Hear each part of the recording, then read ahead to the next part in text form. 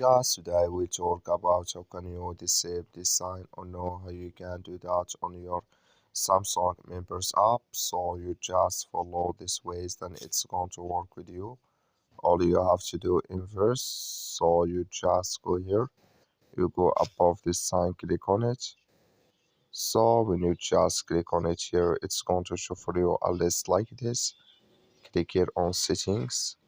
You come to next here, it's going to show for you like this.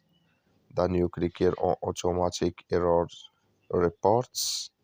You come to next here, then you come here to critical error reports.